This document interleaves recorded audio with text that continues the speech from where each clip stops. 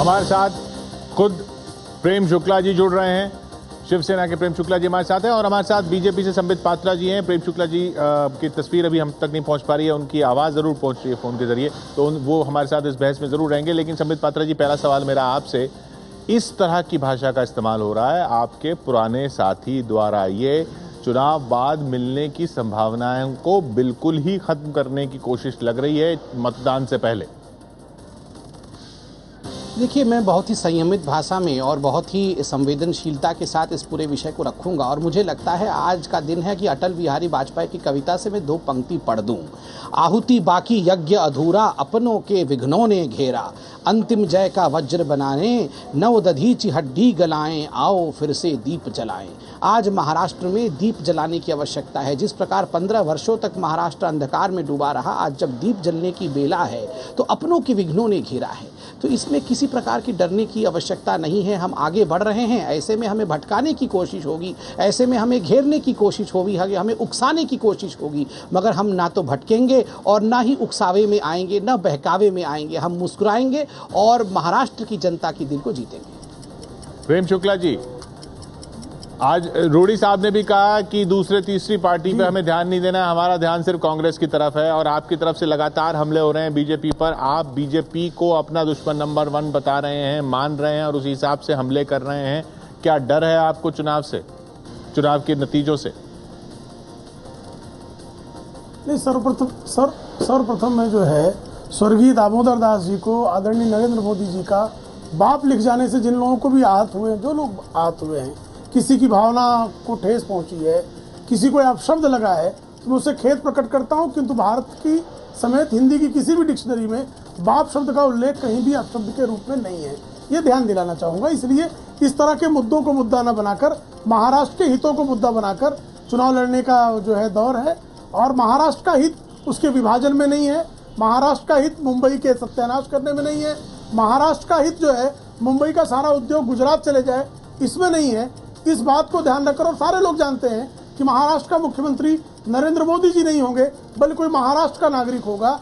इसलिए जो है, जो महाराष्ट्र का नागरिक, जो महाराष्ट्र का नेता, उसको नेतृत्व सौंपा जाने की बात हो तो जनादेश उसके पक्ष में होगा, यही हम समझ रखते हैं। और यही जो है मैं ये कहना चाहता हूं कि देखिए, मेरे बड़े भाई प्रेम शुक्ला जी पहले तो भड़काने की कोशिश कर रहे थे, अब मिस तथ्य भी रख रहे हैं, मिसकोट कर रहे हैं। कौन कह रहा है भारतीय जनता पार्टी से कि महाराष्ट्र टूटना चाहिए? कौन कह रहा है कि महाराष्ट्र बंटना चाहिए? बिल्कुल नहीं बंटना चाहिए। और मोदी जी ने स्पष्ट कर दिया है कि जब तक मैं दिल्ली में रहूंगा महाराष्ट्र को कोई नहीं बांट सकता है। इसलिए इस प्रकार से अतथ्य को नहीं फैलाना चाहिए। तथ्य केवल एक है कि कांग्रेस और एनसीपी को महाराष्ट्र से हटाना है। इन दोनों ने महाराष्ट्र को लूटा है और भारतीय जनता पार्टी उपयुक्त रूप से इस विषय में काम कर रही है। कहीं ना कहीं शिवसेना को, मुझे लग रहा है, थोड़ा फ्रस्ट्रेशन हुआ है, थोड़ा सा उन्हें लग रहा है कि हम पीछे रह गए हैं। इस प्रकार वो भड़काने की कोशिश कर रही है। नहीं करना चाहिए ऐसा। इतने वर्ष का साथ रहा है, आपको सच्चाई का साथ देना चाहिए। इस प्रकार से भड़काए नहीं। हम भी बहुत भारी मन से आपसे अलग हुए थे, हम नहीं चाहते थे आपसे अलग हो, मगर भारी मन से अलग हुए थे क्योंकि डेट आ गया था नॉमिनेशन का, अभी तक कुछ निर्णय नहीं हो पाया था। पार्टी में अनुशासन का ये आलम है, भारतीय जनता पार्टी में अनुशासन का ये आलम है कि नरेंद्र मोदी जी कहते हैं कि आप, हम शिवसेना के खिलाफ कुछ नहीं कहेंगे। दूसरे दिन ही इनके राष्ट्रीय अध्यक्ष अमित शाह जी हमें सब शिवसेना वालों को चूहा कहते हैं। देवेंद्र फडणवीस जी महाराष्ट्र अध्यक्ष हफ्ताखोर कहते हैं। मैं नहीं कहना चाहते कि अमित शाह पर हफ्ताखोरी का मामला दर्ज है, लेकिन हम उसको नहीं मानते हैं। हम इस तरह की छोटी बातें नहीं करते, ओछी बातें उनकी तरफ से शुरू होती हैं।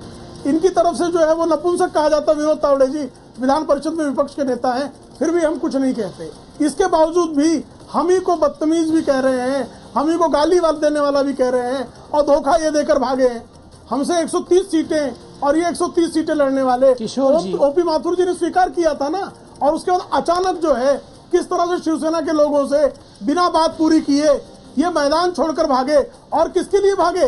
भाजपा, ये कह रहे थे कांग्रेस मुक्त भाजपा भारत, ये कांग्रेस युक्त भाजपा खड़ी कर लिए हैं महाराष्ट्र में 288 सीटों में। लेकिन प्रेम शुक्ला जी, एक बात बताइए, आज उद्धव ठाकरे ने साफ किया, आज सुनिए, चूहा बिल्ली से ऊपर उठ जाएं, ये चूहा बिल्ली से थोड़ा ऊपर उठे। महत्वपूर्ण मुद्दा है कि किसी चूहा बिल्ली में आप उलझे हुए हैं, हम तो शेरों की बात करते हैं। चूहा बिल्ली वाला हाँ नहीं चलिए, अब मैं आप मुझे परमिट करेंगे? नहीं, आप आपके अध्यक्ष जी चूहे पर क्यों इतना प्रेम रखते हैं? ये उन्हीं को ज्ञान। नहीं, मैं थोड़ा बोल दूं भाई, आप परमिट करेंगे तभी बोलूंगा। चूहों के प्रति इतना प्रेम क्यों जागृत है? हम जब 25 साल आपके साथ गणेश जी के चूहे के बारे में कभी बोला होगा? आपके लिए जाल काटी चूहे ने? नहीं, ये भी बताओ। नहीं, देखिए मैं अब उत्तर दे दूं। देखिए गणेश जी के चूहे के बारे में किसी ने बोला होगा, वो भी मैं नहीं जानता हूं, मगर प्रियंका गांधी जब हमको और आपको दोनों को चूहा बोल रही थी, आप उस प्रियंका गांधी को भूल गए। आज आप दुश्मन नंबर 1 बीजेपी को मान रहे हैं, जबकि जिसने कहा कि चूहों की तरह प्रियंका गांधी से हम ही लड़ रहे थे, तब आप नहीं लड़ रहे थे। आप अलग नहीं है। प्रियंका गांधी कांग्रेस मुक्त भारत का निर्माण करना है, कांग्रेस और शिवसेना से अधिक कोई गांधी परिवार से लड़ा नहीं है। हम तो सम्मान करते हैं आपका, मगर हमें लगता है स्वाभाविक रूप से जमीन पे लड़ रहे हैं तो जब लड़ना चाहिए, मगर भाषा का मर्यादा बहुत अनिवार्य है। पिता पे जाने की क्या आवश्यकता है? देखिए आप मोदी जी के पिता पे गए, मोदी जी तो भारत माता अलग नहीं कर रहे हैं। भारत राष्ट्रीय अध्यक्ष कहते हैं विदर्भ अलग नहीं होगा, और दूसरे दिन देवेंद्र फडणवीस कहते हैं विदर्भ अलग होकर रहेगा। आप महाराष्ट्र अध्यक्ष पर फिर कार्रवाई कर लें। कोई आपके राष्ट्रीय मुद्दा ही नहीं है चुनाव का, कोई भी महाराष्ट्र को बात नहीं रहा है, ये चुनाव का मुद्दा ही नहीं है, मगर देवेंद्र फडणवीस का बयान है। इस मुद्दे पर आऊंगा मैं। संबित पात्रा जी, एक मिनट रोक रहा हूँ आपको, रोक रहा हूँ संबित पात्रा जी, कृपया टेप दिखाएं। हाँ, वो मैं उस मुद्दे पे आऊंगा, हालांकि उनके 5 ही सेकंड बाकी है, लेकिन ये अहम सवाल है। आप कह रहे हैं विदर्भ का मुद्दा ही नहीं है, वो उस पर मैं आऊंगा। लेकिन प्रेम शुक्ला जी, मेरा सवाल आपसे ही है। आज उद्धव ठाकरे जी ने साफ कर दिया कि कोई चाय वाला पीएम बन सकता है, तो मैं सीएम क्यों नहीं बन सकता?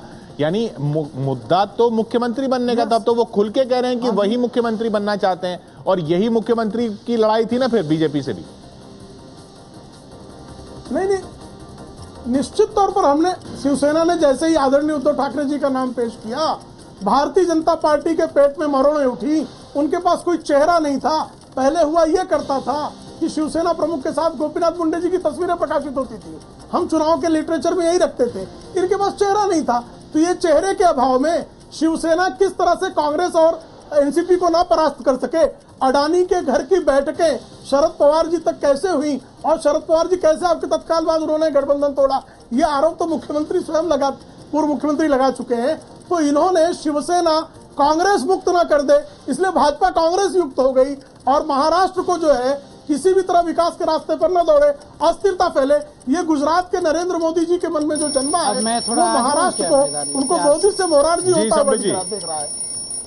समित जी, जवाब आपका। देखिए, हाँ मैं इतना कहना चाहूँगा, देखिए किस कारण से गठबंधन टूटा, कौन मुख्यमंत्री कौन प्रधानमंत्री, ये विषय तो बहुत डिस्कशन हो गया। आज दोपहर के सामना का डिस्कशन है। मैं अटल जी की कविता के 2 पंक्ति फिर कह देता हूँ। दोपहर का सामना है, इसलिए मैं कह रहा हूँ, भरी दोपहरी में अंधियारा, भरी दोपहरी में अंधियारा, सूरज परछाई से हारा। आज देखिए दोपहर का सामना जो अपने आप में इतना बड़ा लिटरेचर ये होता है, उस पर अंधियारा हो गया है। आप भाषा का प्रयोग अगर अच्छे से करेंगे तो लोग अच्छा पढ़ेंगे, आप ही को अच्छा कहेंगे, आपकी पार्टी की जय जयकार होगी। मगर अगर इस प्रकार से पिता के ऊपर आक्रमण करेंगे तो क्या लोग खुश होंगे? हमने कभी भारतीय जनता पार्टी मुस्कुरा कर सभी बाणों को मुस्कुरा के डिक्शनरी बनवाए, जिसमें बाप को, माँ को, चाचा को, काका को अब शब्द मुस्कुरा के सब कुछ सहेंगे। जो आप वार करेंगे मुस्कुरा कर सहेंगे। संबित पात्रा जी, प्रेम शुक्ला जी का कहना अब शब्द है ही नहीं, महाराष्ट्र के वार नहीं कर रहे हैं, वो आपत्तिजनक है ही नहीं, जिस पर आपत्ति हो रही है आपको। बेवफाई तो आपने की किशोर जी, वो आपत्तिजनक नहीं है, तो आप इस डिबेट को कर ही क्यों रहे थे? आपने भी तो ओपनिंग में कहा कि आपत्तिजनक बयान है, तो आप भी मानते हैं क्या कि जो आप कह रहे थे वो ठीक नहीं कह रहे थे? नहीं, हमारा तो मत साफ है, हमारा तो मत साफ है कि इस तरह की भाषा का इस्तेमाल नहीं होना चाहिए। लेकिन मैं प्रेम शुक्ला जी कह रहे हैं कि उन्होंने, तो हमारा भी मत साफ है, तो हमारा भी मत साफ है। भरी दोपहरी में अंधियारा हो गया। आज दोपहर के सामना में अंधियारा हो गया है, इस अंधियारा को छांटना चाहिए। और प्रेम शुक्ला जैसे पढ़े लिखे विद्वान लोगों को बाप लिखना सबसे बड़ा भाषा का परहेज करना चाहिए। वहाँ भारतीय जनता पार्टी की हिंदी, वहाँ हिंदी प्रेम, पिता को बाप लिखना ये भाषा का साफ हो गया। वाह हिंदी। नहीं पिता नहीं, वो सब कुछ ठीक है, इसमें हिंदी को भी बीच में ना लाएं, मगर विषय सब कुछ समझ रहे हैं। नहीं, हाँ पिताश्री लिखे, कुछ भी लिखे, मगर ये विषय सब समझ रहे हैं। इस पे ये डिबेटिंग विषय नहीं है। बच्चा समझ रहा है आपने क्या लिखने की कोशिश की और उसका अर्थ क्या है, मगर फिर भी हम कहते हैं आप बात करिए, हम सहेंगे। जिस बिंदु पर इस भाषा का प्रयोग हुआ उस बिंदु पर भी चर्चा कर ले तो बेहतर होगा। नहीं, उस बिंदु पर चर्चा कहीं 19 तारीख को ना, मैं वक्त यहाँ पर खत्म हुआ, माफ कीजिएगा, मैं बहुत ज्यादा ओवर टाइम चला गया क्योंकि आपकी बात खत्म नहीं हुई थी। और लेकिन ये जिस बिंदु पर चर्चा आप करना चाह रहे हैं ना प्रेम शुक्ला जी, कहीं इस बिंदु पर चर्चा 19 तारीख को ना करनी पड़े, कहीं मुझे आप दोनों से 19 तारीख को ये ना पूछना पड़े कि आप साथ आएंगे तो कैसे आएंगे। ये भी नतीजे हो सकते हैं, ये ध्यान रखिएगा। और देश भी इसी पे नजर गड़ा बैठे है, महाराष्ट्र भी यही देख रहा है कि कहीं आप दोनों जिस तरह से अभी बात कर रहे हैं 19 तारीख को मिलना ना पड़ जाए। बहुत बहुत शुक्रिया आपका प्रेम शुक्ला जी और संबित पात्रा जी। तो ये बीजेपी और शिवसेना के बोल अभी मतदान से पहले 19 तारीख को जब नतीजे आएंगे, जिस तरह से अभी आकलन बन रहे हैं कि सरकार बनाने के लिए कहीं दोनों को हाथ ना मिलाना पड़े, और हाथ मिलाना पड़ेगा तो कैसे मिलाएंगे इन सब इस तरह के वार के बाद।